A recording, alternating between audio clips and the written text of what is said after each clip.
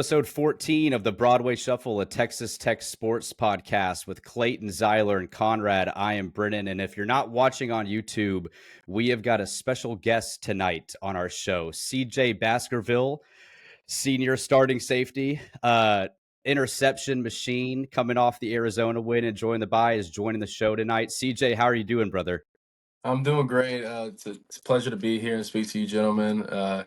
It's coming off the bye week. It's nice to be able to chill and do something fun like this. So I'm real excited to be here. Yeah, man, how are you enjoying the bye week? Like, walk us through. Do you guys get multiple days off? Are you still practicing? What's it like this week? Resting bodies. We know injuries on defense have kind of piled up this season. So, what are you doing, and what's the schedule looking like this week? Yeah. So we have practiced. So whenever we got back late, well, I got in bed at 6:30 a.m. on Sunday. So we didn't stay in Tucson. So it was a long trip, but Coach Maguire, he gave us that Sunday off. Usually we don't have off. Usually we come in and watch film and walk through like the plays or formations that kind of gave us fits. But since it was a bye week, he gave us the Sunday off. And then on that Monday, this past Monday, we had a lift, and we watched the film, and that's pretty much it. And then we also had like some younger guys who maybe not be in the rotation. They've been kind of been scrimmaging. They've been trying to find guys who maybe can emerge for us down the stretch, because as you know, injuries happen, stuff like that happens. So we're gonna need younger guys to step up. So this week it's kind of been like for them to get a chance, get another chance besides fall camp to really show who they are and how they can help us as a team. And then Tuesday was the same thing, and then Wednesday today we had practice. Tuesday and Wednesday, like us veterans, like we practice, but like we're out there probably like 30-40 minutes, and then we go through like a stretch, kind of get some lactic acid out, but those are just guys who are like fully healthy. If you're not fully healthy, you're in the training room. So this week has pretty much just been a thing, trying to get guys back who are banged up, who haven't been able to play over the course of some weeks. So it's really just to kind of get our feet right back under us and kind of keep going forward. CJ, you mentioned, young guys kind of getting some reps. Who are some players that maybe Tech fans don't know about right now that we should keep an eye out for? Maybe not this season, but in kind of some of the seasons to come. Yeah, I think just as a whole, I think the secondary is extremely young. Besides Brandon Lux and I mean, even as a senior, like I'm only 21. Like I'm like our actual only true senior on the team. So it's a little weird, but Wow. but besides us two, I mean, most of the guys that are playing are sophomores, redshirt sophomores, stuff like that. Guys with 2 or 3 years under their belt. But I mean, we know who Mo Horn, Mo Horn, and he's done a great job over the year. But as consists of younger guys, Peyton Morgan, he was a guy that came in, and he's just physical. Like he's a really physical tackler, and he does like his own tests, like, which I think is really cool. Like he has Jay Sean, one of the GAs, he has him make tests for him every week, besides the tests that we take already on Fridays over the opponent. So like he takes these tests, and like he's really trying to buy into the program and understand what we're doing, which I really love. I didn't figure out he was doing that till a couple weeks ago, and I've never heard of anybody else doing that, which is great. And then Malik, he's a guy who's just got he's got a great frame. Like just physically, he's gifted. He's pretty much height my wide, maybe a little short, but he's got great height, great size as a freshman, and he wanted to stay in the hurdles. So I mean, he's a real athletic kid. He's gonna go pretty well for us. But in That's some cool, other man. spots, I'm really excited for Will Hammond. Like I think he's Dude, let's go. He's Let's a go. treat, and I mean that wholeheartedly, because whenever he got here in the spring, like usually freshmen when they come in the spring, like we're licking our chops. Like that's not what it was. That's really not what it was. Like it's not. He was 25 touchdowns and 4 picks on the spring. Like come on, like it doesn't get better than that. And he's an even better person, and he's real put together. He's always, I mean, he's in there before anybody, honestly. Like if we have a meeting in 2 hours, he's already in in the facility watching film, So if if Barron had ever went down for any reason, knock on wood, I wouldn't be tripping whatsoever. Like, I know Will's gonna go in there and he's gonna do what he's going to do, what he needs to do. So the quarterback spot is in good hands with him. I believe so in the future, receiver wise as well. You got Micah obviously, and other guys who are really coming to the part, like TJ and Kelby. So there's a lot of great things across the board. So I'm real excited for the future of Texas Tech. Not even like this year, but going forward. There's a lot of great young players who are playing a lot now and still have a lot of years left to be able to continue to grow going forward. CJ, you mentioned Will Hammond. Were there plays in the spring like where he made a throw and you were just there playing defense, going like, "What was that?" Like, how? I mean, I know Barron has that ability too, but was it surprising to see Will make some throws over the spring and summer?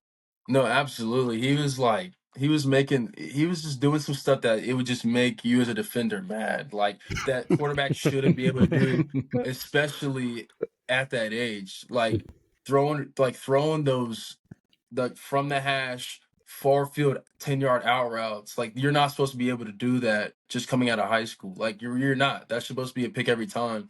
But he was continuously doing that. Like, if you're able to do that at that level, I mean, that's just insane. And him to be able to pick up on like the defense and like what we're in, what we're trying to hide. He was really good at that, and especially how effectively he used his snap count. I thought he did that extremely well, and it took us a while to kind of get used to, because he'd catch all he needed to do was catch one person, jump to where they're going to be, and then that's all you need. And he was able to do that so many times, and he knows what we're in. He's able to check to where we need to be.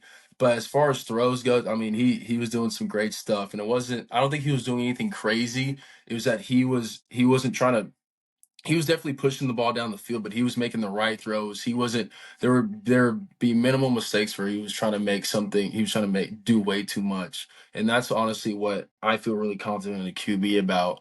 And that's, I think, honestly, when it comes to Barron, I think that's what he's really excelled at this year, is taking what the defense is giving them, also completing those deep shots. As the last year, he could have been forcing some here and there, but in my opinion, he's on a whole nother level than what he was last year, and I'm so proud of him for it, because I've seen the way he's worked, even with the injury that he had. Like, mentally, it was more mentally, he was training himself for this season, which I think has really paid off. For sure, and we're seeing that. It's great to see Barron healthy. Mm-hmm. For sure. Yeah, he's been cooking, you man. You talked about taking tests on Friday. I think the average fan, we see you guys 3.5 hours, on a Saturday. We don't necessarily see all the work that goes into preparing for a game. Talk a little bit about all of that stuff. Like, what is that test on Friday? Like, kind of give the average fan a little bit better idea of how much work you guys put in to get prepared for each week. Yeah, absolutely. So kind of I know most like positions are different, so every position's different. But as far as we go, like as like the defensive backs test, we have like our first page. We'll have like a funny question. It'll be like a funny question, like, who's your celebrity crush? Like, just something funny. What'd just you something answer? We got to know. Yeah. My celebrity crush is Margot Robbie. It's Oh, definitely dude, Let's let's go. go. definitely Margot Robbie. You're Yeah, a smart man. But in the sense of in her Jersey accent, I like that Margot Robbie. That I You love like that. the Long Island accent? Yeah, I do. I like a Long Island accent and a Southern accent. Yeah, that'll do it for me. But Dude, that is like two entirely different parts of the country. I know. But when I was at San Diego State, there's a lot of people from like New Jersey and stuff like that. So I never really, But when you're in San Diego, there's a lot of good looking, in San Diego. So and I experienced the good looking New Jersey people out there. So it was nice. But as far as the test goes, we have that funny question. Then we go over the player coach's oath. And then you have the plan to win. So you have to like answer those bullets, in order. And then you flip, and then you pretty much have like the same pages. It's formations, and then it's calls. And we have to it's pretty much based on how long you've been here. But like as like a senior and like one of the captains on the defense, I need to know what everybody's doing. So that means like D-line, linebackers, Yeah. corners, safeties. So if you're like a freshman or something, like then Coach Yates will really just want you to know what you're doing in like the back end. So like the safeties Mhm. and corners. And if you can do the linebackers, that's the next step. So do the linebackers, but like at my level, maybe in like Lux's level, older guys, like we do all 11 positions because Hmm. you even though we're at safety, I have to know where the D line's lining Jeez. up, if they're in a 4-eye or, where they're fitting, if they're in the heels technique or if they're boxing everything in. And then you do that there's probably like 3 pages of that. There's probably like 8 formations on each page. And that's pretty much it. Because I feel like as a defensive back, the hardest thing or like the best thing you can do is you can get a formation in a certain call, and the faster you are to answer it and know what you're doing, like right then and there, it's going to reflect on the field. So just being able to go through that without any corrections, and if there is a correction, that's the good thing. Like we'll go over the test, and if there's something like we weren't on the same page about, we'll find it out then and there, and not on Saturday. Mm-hmm. So that's kind of how Nice. our test consists of. I don't really know how other positions are, but as a defensive back, that's kind of how ours go. That is so interesting. Yeah, man. So Was it whenever hard? you guys, I mean, oh yeah, go ahead, Conrad. whenever you guys have a test and is there anything on there about maybe a game plan against a player like McMillan or something like that, where you guys are talking about where he's lining up, or is it just more focused on yourself and what you guys are trying Yeah, to do?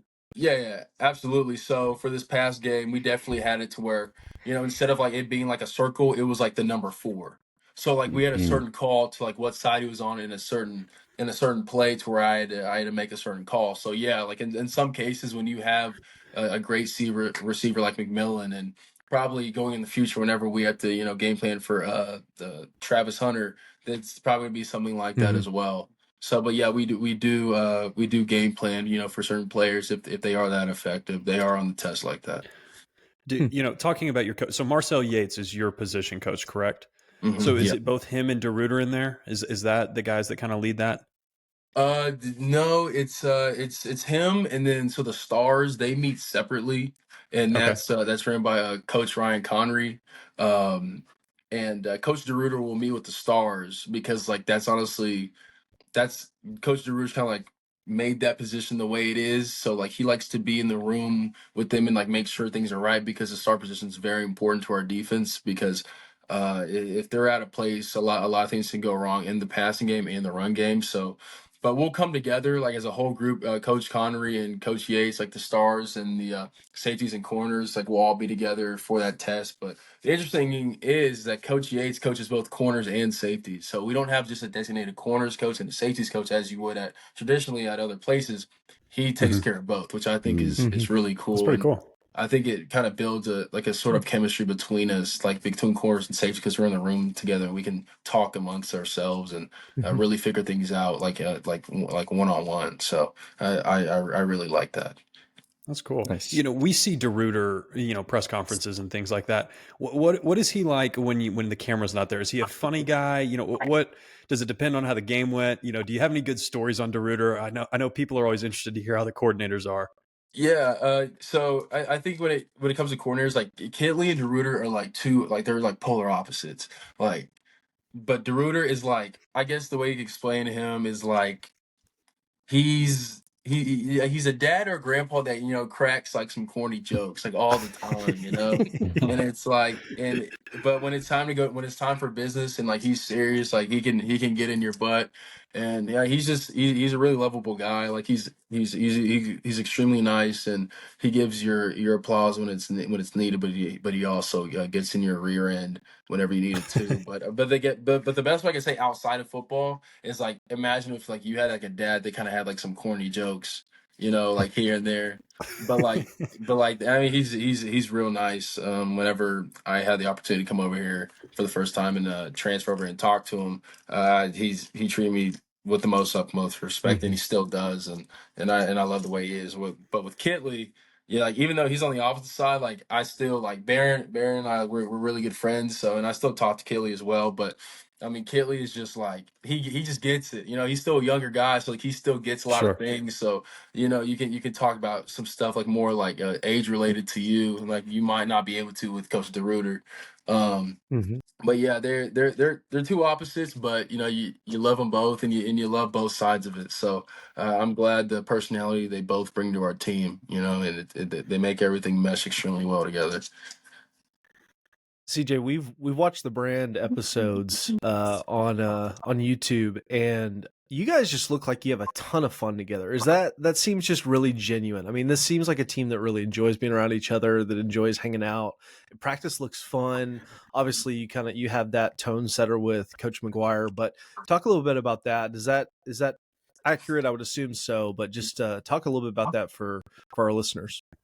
Oh yeah, I felt like, especially from this past year, like from last year to this year, I feel like our team is a lot closer. Like, Okay.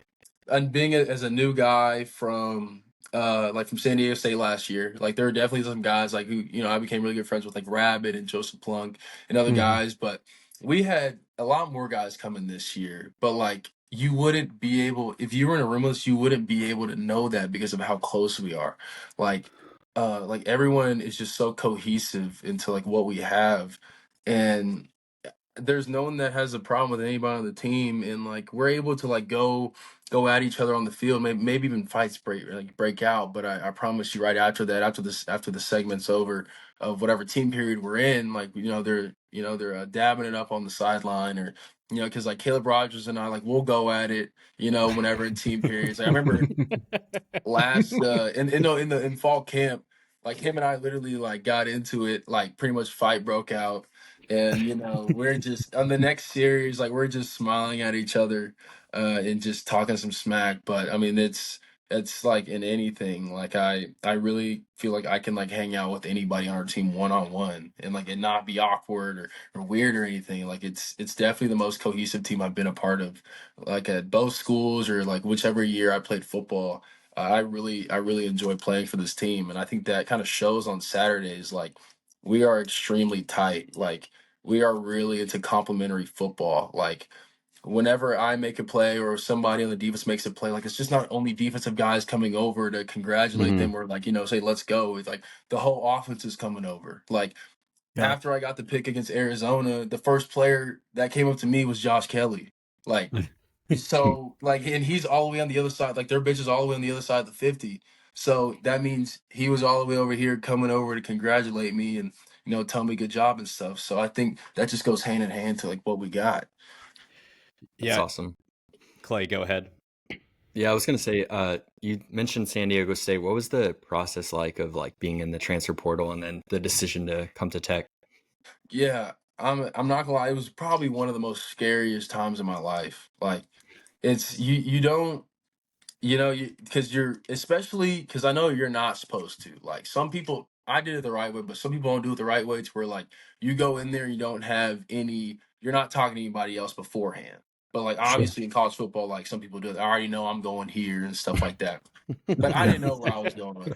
Yeah, Yeah. like I Yeah. didn't know where I was going. I just knew I wanted to, you know, I wanted to kind of get out. I wanted to explore some other options, and ideally, I wanted to come back to the state of Texas. Um, but it's just the thing that's scary about the transfer portal is just like there's so many kids, and like you'll hear from schools like they're like, hey, like we wanna offer you, but like the thing is like they pretty much want you to come out that week. Like they want you to Yeah. commit. They want you to commit a lot faster than it is in high school because of the window. Yeah. Um, so like you could have something, but like they're talking to other guys too. And since like the time frame is shorter, that means that like let's say if you don't want to go out there that weekend, but another kid does, and they get him up there and he commits and he's the same position as you, like it's not there anymore. Yeah. You Spots know? open. Hmm. Yeah. Mhm. So it's really like you have to, the ones you want, you really have to jump onto. Um and it's that, I guess that was the thing. Like I was real scared about because I just come off a foot injury. I didn't. I played like probably like 6 games my sophomore year. I had a really good freshman year, but I broke my foot my sophomore year, so I didn't know how the portal was going to go for me. I didn't know if people were going to look at my tape, you know, from a year and a half, be like, okay, yeah, you know, we won them, or like, you know, I'd go lower. But I had a pretty good idea. I laid up somewhere nice. But I kid you not, um, because I heard from TCU, Oklahoma State, and Tech, and Arizona State, Tulane. I had a good bit, but TCU they wanted me to go to linebacker, which I didn't like at all. Like I despise kind of TCU a little bit because in high Me school, like too. I was like 20 minutes away. Like You're welcome here if you despise TCU. yeah, Yes. I was like 20 minutes away, man. They'd come to my school, talk to me. I went to camps, like, we're gonna have you come up. Nothing ever happened. Like, wouldn't answer DMs, and then, I'm in the portal, and then they want me to go to linebacker, and I was like, no, So there hasn't been a lot of. I can't really say some, but they are respectful. Whenever Gillespie was there. He was real good to me. He always spoke to me in high regards. But whenever Tech, it was less. It didn't even take 24 hours for me to commit to Tech. It really Wow. didn't. Dang. I was in the portal for probably like a week and a half, and it was like a Monday, and Blanchard, who's pretty much the GM of Texas Tech Mhm. football, kind of finds the players. He had hit me up. And then he's like, "Hey, who are you talking to?" I told him. I was up front with him. And then he said, "You need to be here." And then my head coach from high school calls me, and I was like, "Why is he calling me?" Because I had been talking to him a little bit about the whole recruitment process. I was like, "Oh, maybe something popped up." But he was like, "Hey, like I just got off the phone with Coach Maguire." And I was like, "What?" He's like, "Yeah, like Coach Maguire, like he called me. He said he was real interested in you, and like he wants me to help him out, getting you." And he was like, "Honestly, CJ, like if there was one I was gonna take, it'd be this guy. Like Mhm. I've known him for a long time. He's a great coach, and I really think he's gonna do well at Texas Tech." So I was like, okay. And I talked to my parents, and then Coach McGuire texted me, and he was like, "Hey, I'm on the road right now recruiting. I'm gonna give you a call tomorrow, tomorrow around noonish. Well, I've already watched your film. I love it. I'm gonna have Coach Yates and the DC watch it too, but we're pretty certain that we want you to be here." And then the funny part about this story, I could barely go to sleep. I really couldn't go to sleep. And I ended up going to sleep, and I wake up. I didn't even eat breakfast. I didn't eat nothing. I was real antsy. And then I'm like, you know what? I'm gonna hop in the shower, play some music, whatever. I'm in the shower for like 2 minutes, and like Maguire's calling me. Like I'm naked. I'm naked. And like he's calling me. I'm like, oh my God. So I pick it up, and he always says, he's like, "So what?" He's like, "You ready?" I said, "Yeah." I said, "Yeah." I was like, "Yeah." As ready was- as ready as I'm gonna be, man. Yeah. Yeah, I was, man. That was one of the happiest days of my life because I was going from San Diego State to Texas Tech. I was going from a group of 5 at the time to a Power 5. I was going back to the state of Texas. I had a Mhm. bunch of friends from high school. Because I went to Katy and Richland, so there's a bunch of people Nice. from Texas who go to Texas Tech. So able to rekindle with them. I was just so happy at that moment. And the cool thing I thought was like Coach McGuire still wanted me to come on a visit, even though I already said I was going there, because he knew I never got an official visit because I was in 2021. It was Mhm. COVID. It was shut down, so I never got to go on an official visit. So he wanted me to be able to go on one for once in my life, and I thought that was real special. And That's went cool. there, and That's really I cool. didn't there wasn't anything that like I felt iffy about. I was like, this is exactly where I'm supposed to be, and I still feel that way. Like I'm so grateful to be Mhm. here. Yeah, man. And That's awesome. we love having you here too. Mhm. Tell me, so you're 6'3", 210 pounds. You're obviously a very good athlete. When did you know I could play Division I football? Like, was there a quick rise in high school? Did you kind of develop, or was it pretty early on, 14, 15 years of age, where you were like, I think I'm better than everybody I'm playing football against right now? Yeah, that's a good question.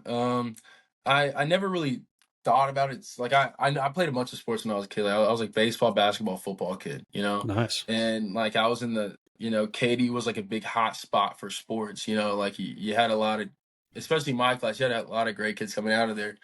But I was like, I want to take football serious because I was just kind of looking at like how can you go to college for free, right? And I know baseball was like partial. Basketball, you got to be 6'5" and higher, or like you got to be just a straight dog. And like I was Yeah. good at, but like I wasn't like that. I was like, football. I was like football. I got this. But I'm at Katy, and I I was on freshman team. I was a receiver at Katy, Okay. and I played my first game, and I had like 8 catches for like 180 yards, right, against the Woodlands. And then the next day, coach was like, "Hey, well, we're moving you up." I'm like, I was like, "All right." I was No like, more "All right." freshman team. I was like, "All right." I was like, "Okay." And it was cool because I'm the youngest of three, and the Chandler, who's a middle son, Yeah. he was a senior, so he was on varsity. So like the next day, it was like, oh, like I was at practice, like I was in a varsity jersey. He was like, "What?" But That's it was awesome. yeah, it was That's pretty great. cool. But at that point, I thought I could go D1 at receiver. So I felt pretty good about it. I didn't play a whole lot in my freshman year. There were some really good receivers at Katy, and I obviously I wasn't ready for it, honestly. Like I just I was too good to be on freshman, but like not totally ready yet for varsity. So and then sophomore year came around. Still sticking out as that receiver. Jordan Patrick was in front. I would rotate in. I got Nice. some catches here and there. But what happened was, so my dad, he got a job when I was in 8th grade to as associate superintendent of Birdville ISD, which is up in Fort Worth area. And so he had been up there, and he would drive down every weekend to come watch me play.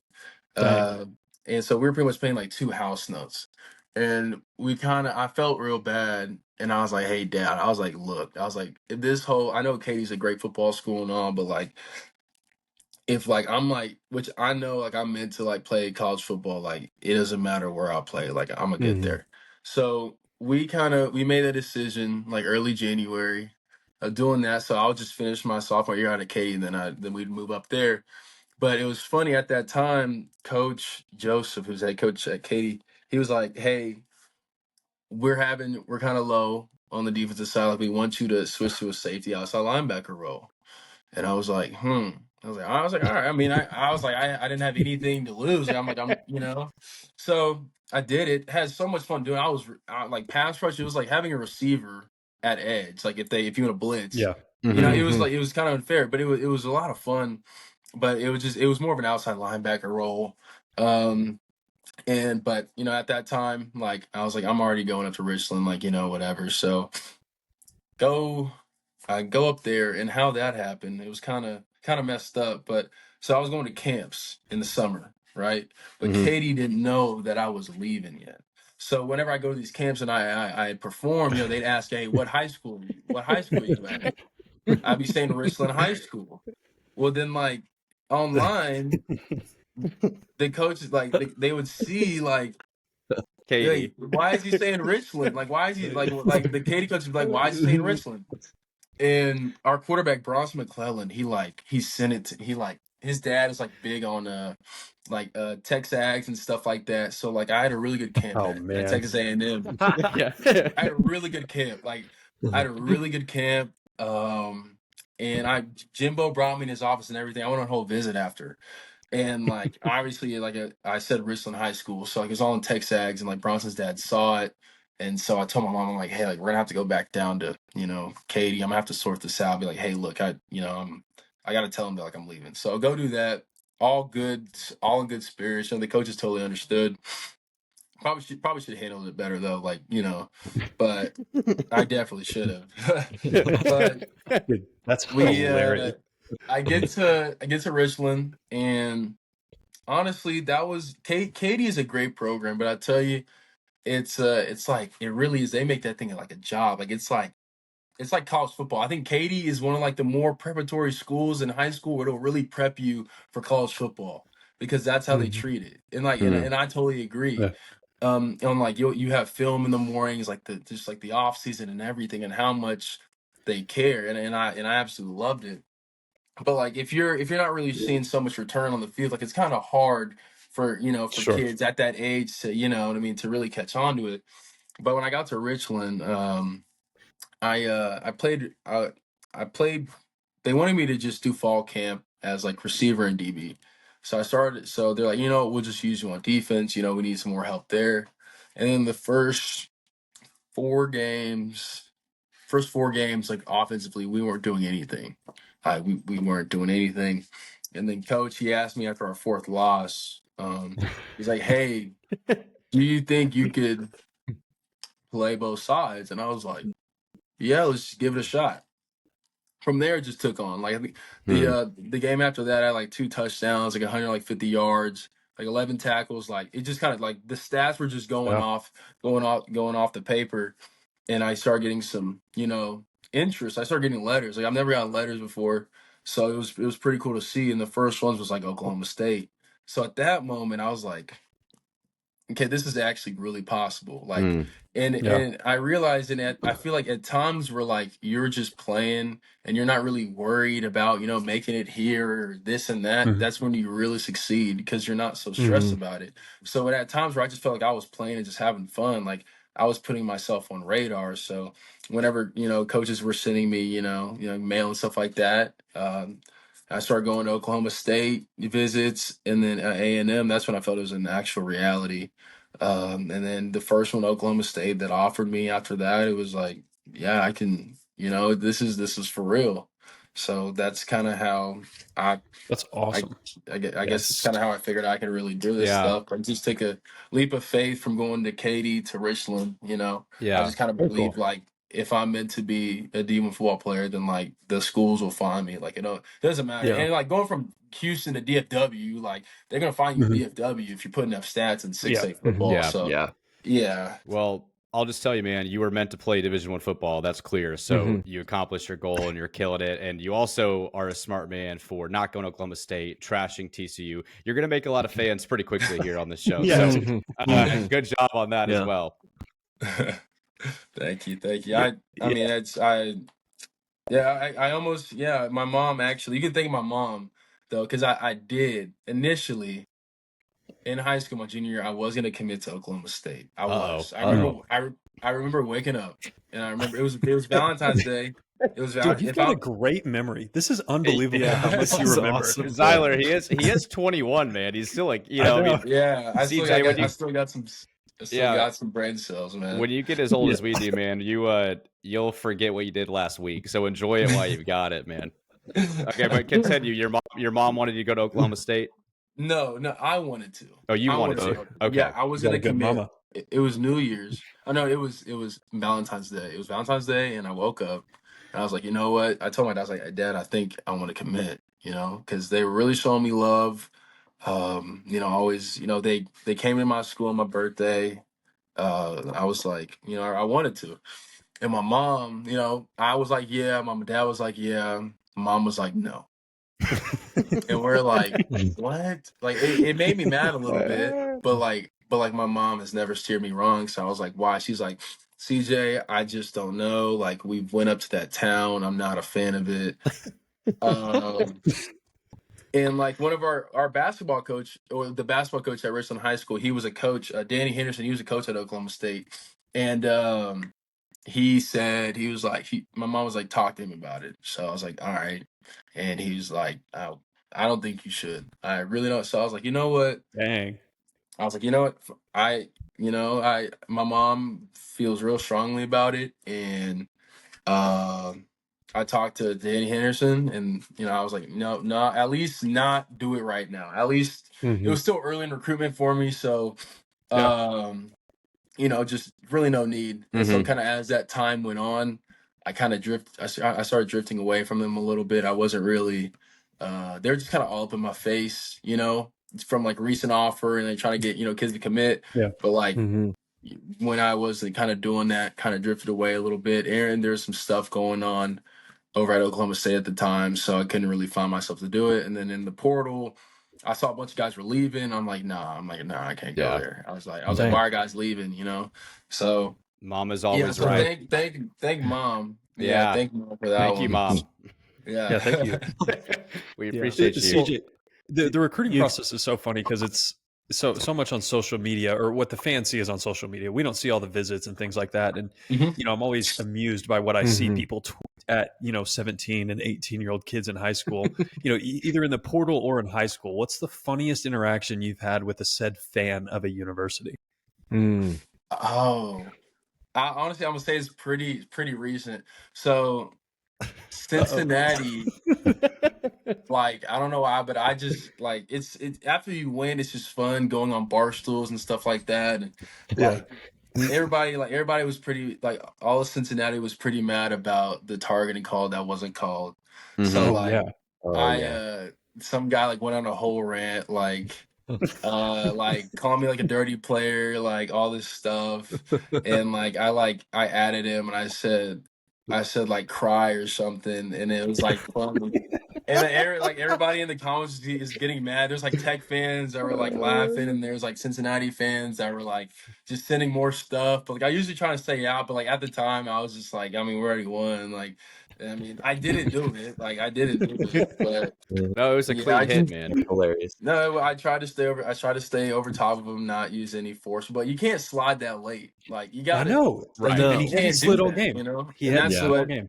that's what the refs kind of said. They're like, you know, that was a late slide. Like, you know, he's already started his active tackling. You can't, you Yep. know, start it as he's already Mhm. tackling. That you know, that's you can't stop in midair. But I mean, they got it right, you know. But I was definitely scared. Like I was worried they were going to call it. I thought I was Yeah. gonna have to delete Twitter, Instagram, everything. I really thought I was gonna have to delete everything and like literally lock up like my house. Like I really did. Like I was like, dude, I don't even know if I'm gonna make it out of the stadium if like they call this and like they get a 15 yards and the clock stops.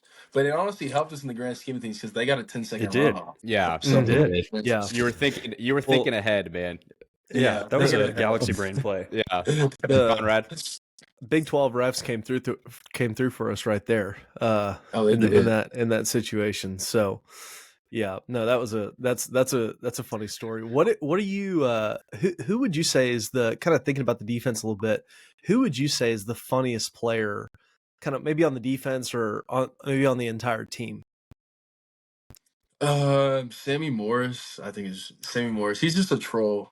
Sammy Morris is a troll. Does he have a burner? Is he on Twitter? Do I need to follow him? Like, what are we I know there's like a little there's like some speculation about some players having burners and stuff.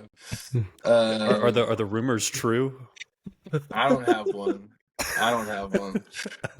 I don't think anybody does, but I mean, some stuff I see from burner accounts because I do follow a lot of the burnerverse. Like I follow a bunch of the burner accounts on Twitter because it's funny, and like stuff that's said, I'm just like, man, I swear, like that's got to be somebody, like you know. But I mean, to my knowledge, actually no. hilarious. To my knowledge, no. If there could be, I wouldn't be surprised because some guys are funny, but not to my knowledge, no. That's hilarious. So you follow the Tech Twitter burnerverse. Do you follow Coach Beans? That's really the only question I'll ask on that. Coach Okay, good. Beans, yeah, TTU Outsider, Chicken Joe. Yeah. I haven't even bunch of heard of accounts. these. Yeah, I know. I've heard of Chicken. It's funny. Actually, Chicken Joe is Clayton. I saw Oh, TTU man. Outsider was advocating for Alan Bowman to not get benched until after the Tech game. Yeah. TTU Outsider let us know that the Jersey Mike's on 19th was open. I didn't know I wouldn't have known if it wasn't for him. Wow. Dang, shout out TTU Outsiders. All the important information's come from TTU Outsider. Yeah. Man. No, he really yeah. is. Shout out TTU Outsider because I love Jersey Mike's. I was about to drive to Milwaukee. I was about to drive and get off in Milwaukee. Yeah, bro. But then I saw him tweet about it like an hour before I was planning on going after class, and I went on 19th, and it was open. So shout out TTU Outsider. All right, man. For the Let's millions. go, Wow. baby. That's awesome. Clayton, I know you had another question for CJ. Oh shoot, which one was it? Uh-oh. Where's our... I got you. Is You know, it- we're all interested in, you know, Joey's fun to follow. He's got a lot of personality. What's the funniest story you have on Joey? You know, maybe something that, you know, people haven't seen, or, you know, something that he's done in practice or in a game that's maybe funny, maybe a halftime speech anecdote, anything like that would be awesome. He's just, I mean, he's truly like what I think even though like the whole recruiting thing's dying because people care about money, but like if there's any kids that care out there about like actual relationships and like with a head coach, like look at Joey Maguire. Like I didn't have my previous head coach Brady Hook. I didn't have his phone number. Like I was a player on his team, and like there was really no one that had his phone number. Like there's coaches out there like that who are like kind of disconnected. Like it's like a job for them. Like they come here Yeah. to coach, but like, they don't actually have like a relationship with their players. But Coach Maguire is the exact opposite. But if I could think of a story, he's just like it's not like moments for him. Like it's just constant, ongoing things that he says and does. Like he screams like whenever we had like even though like our facility is like kind of being built right now, but before we broke it down, like he was screaming all the time in the morning at like 5:30, like when lights aren't even on. Like it's I mean it wakes you up, but it's just like man, like he does wake up in the morning with his piss hot. Uh he does, man. Like and what's funny to me, like he always says he always says like scallywags. Like, if we have like a win or something and he's like, man, he's like, so we busy with some scallywags last night? Or like, after like a win, I remember last year he was like saying that stuff, it was funny. But just the comments he makes, and I love when he gets fired up though. Like even like if it's I've never met somebody like that gets into somebody's rear like Coach Maguire. Wow.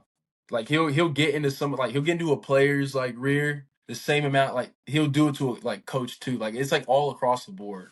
Like he holds everyone accountable. Like everyone is equal in our program. Like there's not somebody that's safe. Like if you think he won't get into Taj, he will, and he has. If you don't think he'll get into Barron, he will. Me, anybody, from bottom to top, it doesn't matter, which I really appreciate. Because like no one is special like on our team. Like that's what makes everybody special because nobody is in their own entity.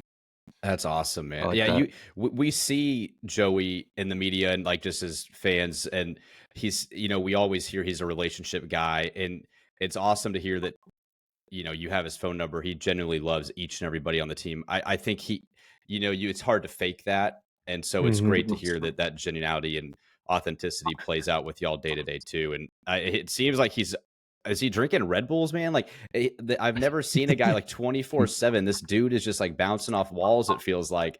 I mean, it's great to have a coach that has that energy. I'm sure He's drinking the for Kool-Aid, sure. Brennan.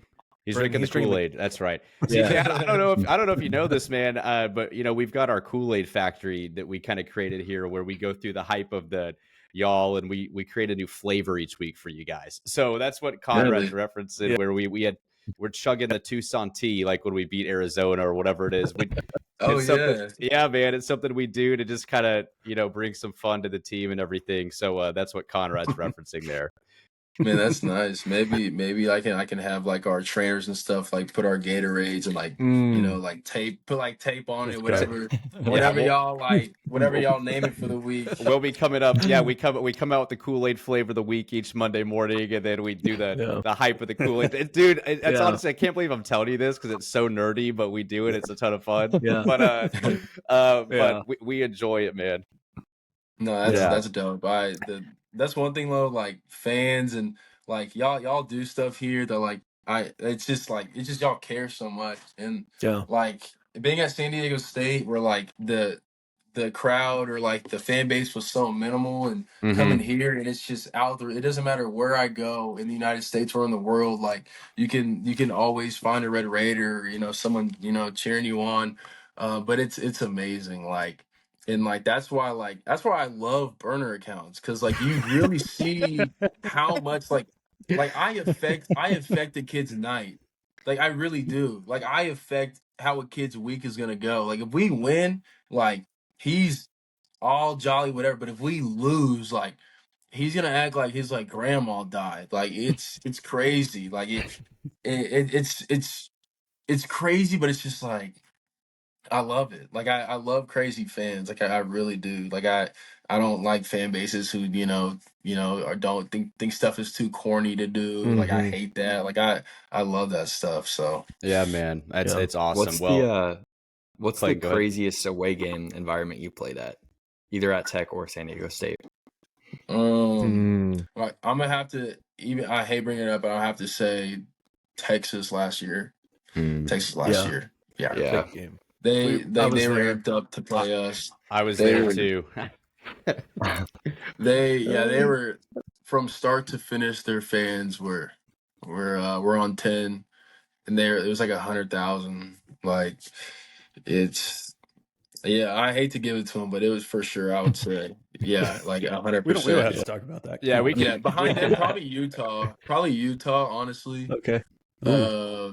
My sophomore year at San Diego State, we played at Utah, and we beat them the year before my freshman year. We beat them in triple overtime at our place, so they were pretty pissed off. Whenever we go back there, and they were pretty rowdy. No, actually, BYU. I'm tripping. BYU. I'm tripping. Really? BYU. Those Stormin' Mormons. Wow. Okay. BYU.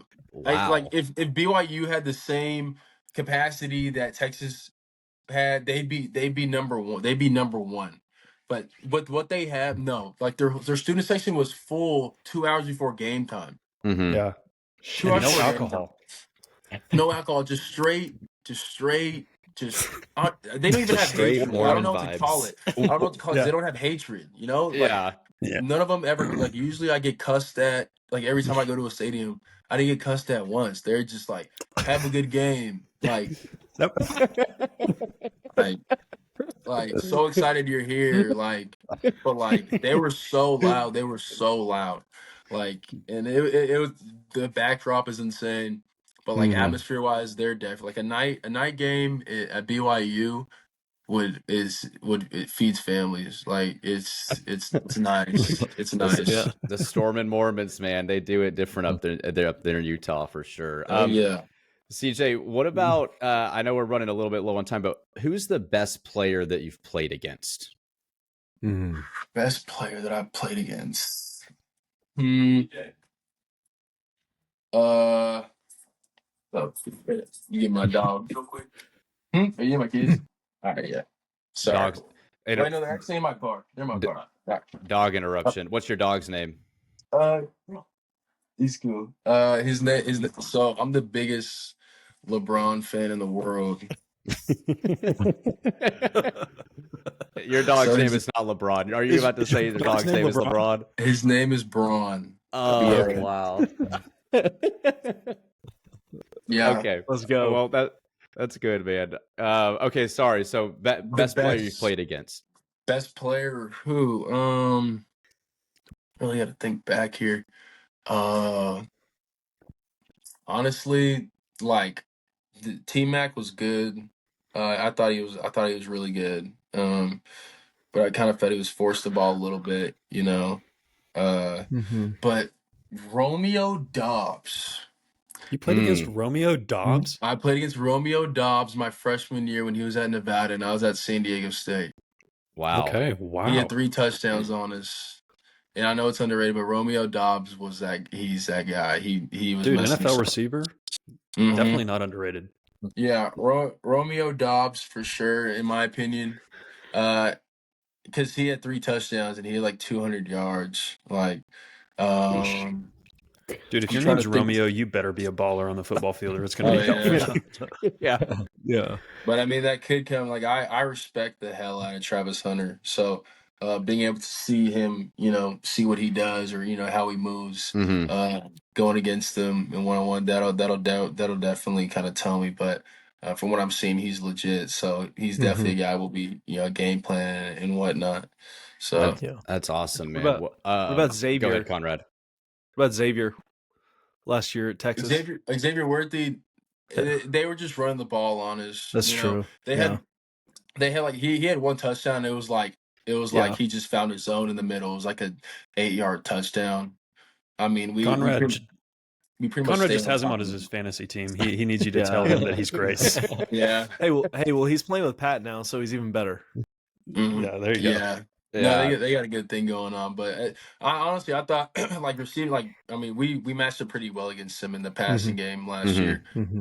So I can't really put him up there if there wasn't anything really shown. So that's why I'm putting Romeo Dobbs up That's there. a great because answer, man. 3 touchdowns awesome. and like 200 yards. So that was like my first that game was like I got put in like the first quarter because that safety. Sorry. Yo. Yeah. Am I dressed? Yeah. I'm doing a podcast. Come in. Hey, give me a little bit, all right? You said what? Give me a little bit, all right? All right. Tell him to come on the pod. Yeah, Who's that, man? That's okay. Hey, Trey. Come here. You didn't know what Come you're here. getting. No, watch this. No, Trey. Come here. Am I making a guest appearance? Hey, I'm so sorry. I didn't know you were doing a podcast. I thought he was showering. Hey, guess who his uncle is? Who's your uncle, Trey? Zach Thomas. Really? Wow. No way. Let's Yeah. go. Texas Tech legend right there, man. For sure. Come on, man. Well, welcome to the Sir. Broadway Shuffle. We're glad to have you on. Yes, sir. I appreciate the little guest appearance. Have a good one. Of course, man. Want to? All right, bet you have to. Yeah, we're Yeah, that's Yes. that's one of my best friends. But yeah, I met him through Joseph Plunk. And he actually used to run track here, but he had some injuries, so he stopped playing. He's a business Nice. major, and I'm a finance major, so we Let's got go. we got a lot of things in common. awesome, So, man. Awesome. Well, we're all for guest appearances, man. Like that I think that's awesome. It'll be fun to see how that turns out. Okay, favorite play you've made at Tech. You had, by the way, that interception against Arizona, dude, that was icy. I mean, the toe tap, getting the ball. I mean, you came from out of nowhere too, and your speed on that play, I've always kind of looked at you as more of a physical guy, but to see how quickly you came over to get that ball and come over the top was awesome. Is that one of your favorite plays you've made at Tech, or do you that's have? that's probably gonna be my number one because of the difficulty. Yeah, But if there was another, it'd probably be like because it was against TCU, like me body slamming that running back whenever we met. Yeah. That one. There was a lot of hatred behind that one, but I would think that this one that happened this past Saturday, yeah, that one because it's the difficulty. But what's crazy about that play is, so we were down to our third string, free safety. So we're down to Devin Cromwell. It was his first start, and we're kind of having some mishaps, with him in like the post a little bit. So like I was like, Coach, look, Devin, he used to play corner. Like let him man up on whatever slot guy put me in the post. I know what to do. Like I know where he's throwing the ball. So Yeah.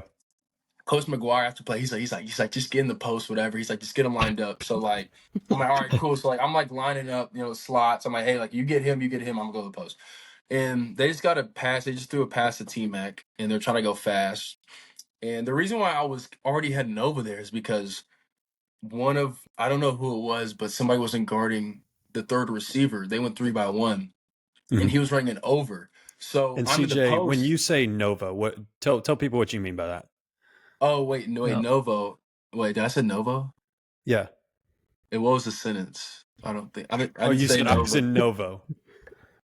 he was running a Novo. Reason why I was running over there. Reason why I was Oh, over. over. My bad. Yeah. The reason why I was running over there already is because they were doing 3-by-1, and the tight end was hidden on like he was on the ball, and like whenever you're doing hurry, you have to find the receivers, and the free safety was on one side, but like they were going 3-by-1, so he was supposed to come over. So I saw that in the post, and he was running an over route, so I already started heading over because I thought that's where he was going to throw the ball, but he didn't. So like I was already bursting over there to run towards the over route, and the over route, if there's an over route by 3, that means that one is running a go route because he can't run anything else. All he can do is run a under or a go route because anything else interferes with that over route. So that means that number 1 is running the go route. And so his eyes aren't looking at the over route.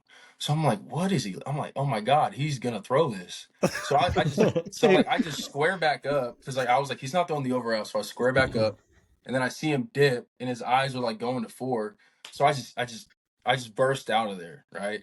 And I got there a lot quicker than because I thought I was just running to the ball. Like I thought I was like, oh, I'm just running, but I got there pretty quickly. I'm like, oh, I can actually get this thing. And I knew I was close to the sideline, and like I knew I had to like cradle it. So I was like, my thought process was like, I gotta get it, and then I gotta get a foot in. and I got one in, and I didn't think, nobody thought I actually picked it off, because like whenever I did it, I was excited, and the only people that were excited were the coaches. Everybody else on the field was just like looking around because like nobody actually thought I got there. But yeah, no, I was like, did I get in? And I was looking at the review on the screen, and it was clear as day. I was like, all right. I was like, yeah. I'm like, that's definitely top play for me, because I've kind of been more known as a guy, especially like in the recent years, of like kind of being in the box safety and just making plays on the run. But I feel like this year my role has expanded to being more pass support and being over the top. So being able to show that and make plays has really been a great deal for me. But I'd say that's my number one play. You know, it's like a hard receiver play. Like that's like not many receivers are making that play either. So. And that's why I was like, is that CJ? I mean, to see how you got there and made the catch, because like you said, I'm just used to seeing your physicality, but to see you get there as fast as you did, and then the control you had, which was a massive play in the game. Y'all played phenomenal against Arizona too. I mean, way to battle and just keep finding ways to get stops in that game. It was awesome. But to see you make the play, I was like, who was that? I mean, it was shocking to see, and it's great to know you have that speed, dude, man. I mean, that was awesome. So. It is funny to hear how much goes into the mental processing of that whole thing. You know, that's a 5-minute explanation of a 4.5 second play. It's like, I can barely even follow. I can't even hear what you're saying. I'm like, what's a Novo? Yeah. Right. Zyler's head is computing all over the place. Yeah. It's really sum it up. It's eyes, instincts, and then just having the ability, like just the eyes were going towards the tight end. Then I looked over at his eyes, and he was still to the left, like he was still going towards the left. That means he was throwing the go. So just getting over there, and also just running the ball. If you run the ball, good things are going to happen. That's a common law in football. So that's proven true on that play. Yeah, man. Well, CJ, thanks so much. You've given us an hour of just awesome content, getting to learn about you and your high school. I mean, we didn't know what to expect, but we weren't expecting an hour, and this has been fantastic. Is there anything in closing that you want Red Raider Nation to know? Is there anything in particular, that you want to share with Red Raider Nation as we close the show? Yeah, I mean, I just want to say we're not done, and we're not close to being done. Like we understand, like, years like this don't come by, take, like originally, but like we're making that, we're starting to, like, we've started a culture here that's gonna continue that, and like we're only halfway through the season, and like what we're doing right now is what we've always thought we could always prove to what we could do. And you're gonna expect the best from myself and all the other 100 and 115 guys at home, and the 70 guys that travel. So excited to play for you guys, and excited to wear that double T on my helmet. So wreck 'em. Come on, man. Yeah, man, I'm fired up. I wish we were playing on Saturday. But CJ, man, appreciate you so much, and we love watching you play. And thank you so much for coming on. You can join whatever you want, man. If you at any night you're just like, hey, y'all doing a pod tonight, just text us. We'd love to have you on the show. Yeah, so absolutely. If you need to call out some opposing fans on a public platform, you're welcome. If you want to talk burner accounts, man, we can do that anytime you want. So CJ Baskerville, dude, you're a stud. We appreciate you. We can't wait to watch the next 6 games. And for all of our fans out there, you can follow us at the Broadway Shuffle, a Texas Tech Sports Podcast. You can follow CJ at CJ Baskerville, and just root on number 9 each and every Saturday here the next 6 weeks. So with that, Red Raider Nation, we'll see y'all next time, and Wreck 'em Tech. Wreck 'em.